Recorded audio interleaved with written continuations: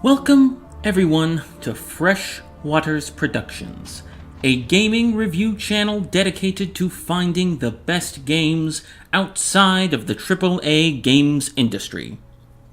Today, we're going to be looking at a multi-part review of Shadowrun Returns, a computer RPG by Harebrained Schemes. To those of you who don't know about Shadowrun, this video will be a primer on the Shadowrun universe. It will tell you everything you need to know about the world these games take place in, as well as your place in them. Shadowrun is a cyberpunk dystopia setting with a great deal of dark fantasy intertwined into it. The games are set in a world that is tailor-made for adventuring and thus is awful for everyone who lives in it. The history of Shadowrun begins with, of all things, a truckers' strike in the upper New England area. The strike lasts for about 3 months, which causes massive hunger in those states, which causes massive rioting. One particularly inspired group of rioters attacked a truck belonging to Seartech Corporation, believing that it was full of food.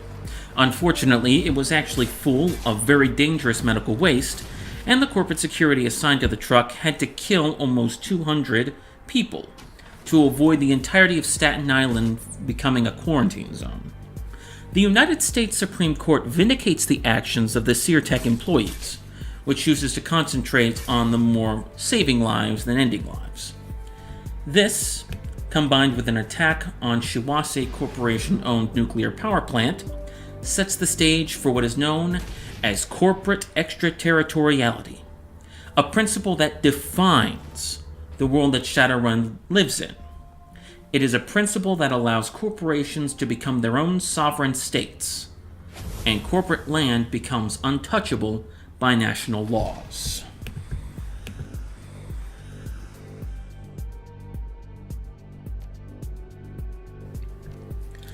The years that follow are fraught with chaos.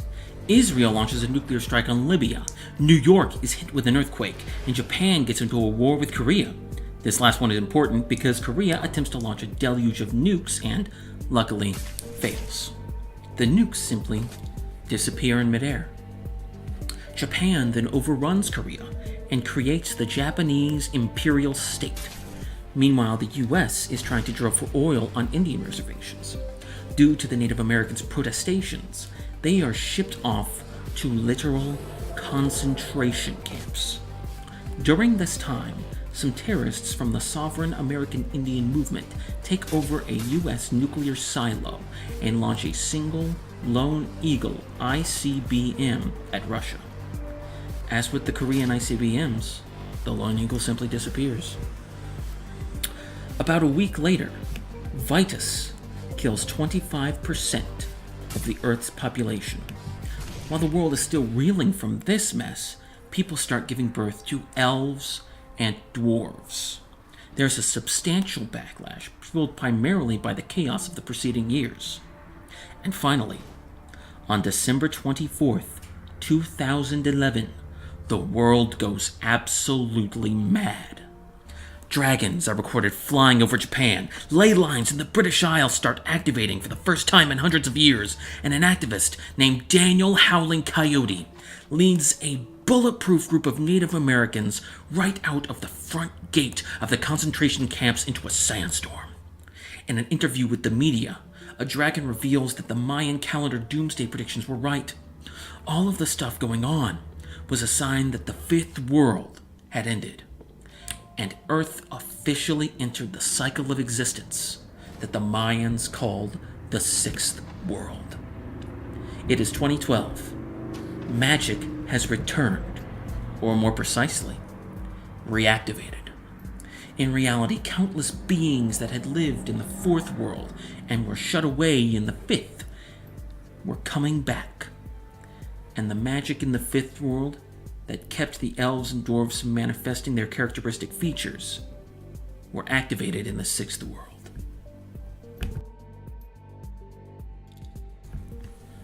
The final phase of this great conflagration is finally set in motion, and lines are being redrawn all over the world map.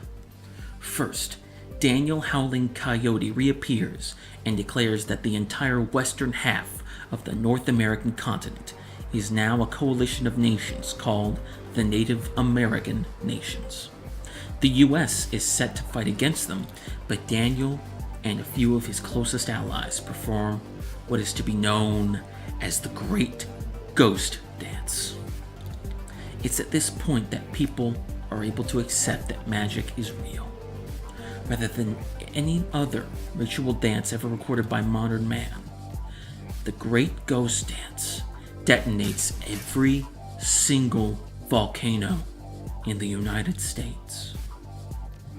Shortly afterwards, 10% of all pubescent humans in the world suddenly turn into orcs and trolls in a process known as goblinization. Hardened random calcium growths start coming up all over your body, incredibly painful and impossible to treat. This drives the world religions mad, resulting in a great number of split faiths, ranging from believing that Jesus, Mohammed, and Siddhartha were dragons, to Ku Klux Klan-esque hate groups worldwide looking to wipe out everything that didn't exist back in 1950.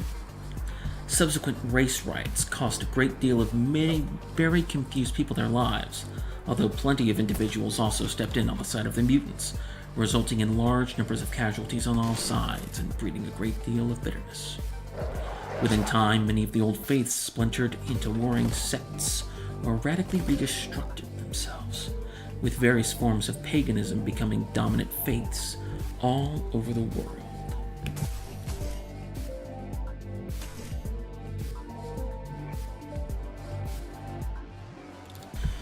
Fast forwarding a bit, the internet is destroyed by a super virus, and a bunch of cyber commandos kill it in virtual reality combat. In true computer fashion, their VR tech goes from room size to book size within 10 years after it's released onto the streets. This VR matrix comes to replace the internet. The southern United States splits off into a new Confederate States of America. California threatens to join them, so the US kicks them out. The remaining northern states unite with Canada, forming UCAS, or the United Canadian and American States. Two elf nations form in North America and Ireland. A ghoul nation forms in Africa. Ghouls are essentially flesh-eating virus people. And a nation of essentially monsters forms in the Amazon.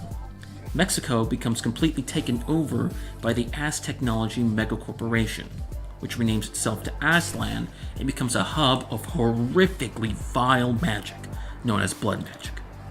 The same dragon that explained to the humans of the world what was going on is elected President of the United States of America and Canada, and is assassinated right after his inauguration, leaving behind a very, very unusual will, promising huge sums of money to anyone who develops certain technologies, like VR connections dragons could safely use, financial assistance to mothers who keep their metahuman children, and a bounty on the heads of blood mages. National governments continue to lose more and more of their power in the face of influences until the corporate court replaces the United Nations as the great political alliance, and national governments become little more than figureheads. People are identified in corporate and national databases by system identification numbers. How fittingly, they are called sins, and an increasingly large number of poor, referred to as sinless, lack one of these.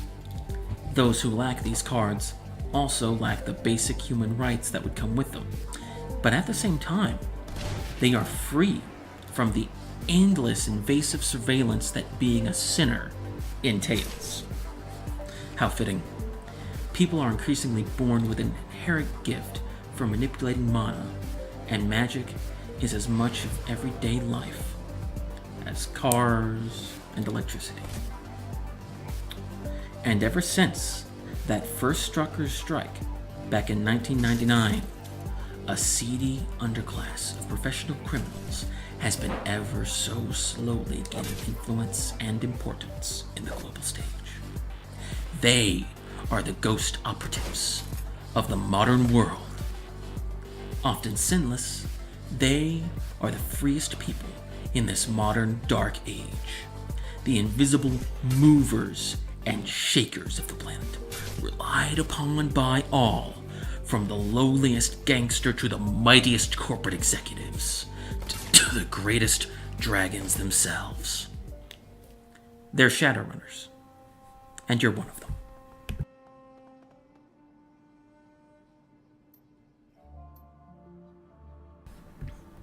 Shadowrun got its start back in 1989 as a tabletop role-playing game that has gone through 7 editions, 5 of which are numbered. There have been other Shadowrun games, video games that is, most of which are good. The first game takes place on the Super Nintendo Entertainment System, or SNES, following protagonist Jake Armitage waking up in a morgue after a run gone bad. This one plays rather fast and loose with the Shadowrun mechanics, unfortunately, with Armitage mastering both magic and decking, despite magic and implantations of cybernetics being mutually exclusive. The plot is also something of a rip-off of an old novel known as Neuromancer. It's a good read, but it rips off even his name, so it's an obvious bit of plagiarism. Still a good game if you happen to find it, or if you're a sucker for the classics like I am. The sequel has protagonist Joshua looking into his brother Michael's death in a run gone bad in Native American territory. This one plays far closer to the rules and is far more refined in terms of controls. It's better suited to running on consoles instead of running on PCs like the original one was obviously meant to, but simply wasn't able to do. The third is a text adventure available only in Japan, playing more like Snatcher than Shadowrun. The fourth game was a 2007 first-person multiplayer shooter, so bad that even the Shadowrun wiki won't defend it for a moment. And even the creators are so ashamed of it that the developers at Harebrained Schemes had, of all things, the executive producer of the game holding up a sign that said sorry while they threw food at him. The next 3 games were the trilogy made by Harebrained Schemes themselves. The ones I'll be talking about in this series. First up, Shadowrun Returns, Dead Man's Switch. Until then, watch your back, shoot straight, conserve ammo, and never, ever, ever cut a deal with a dragon.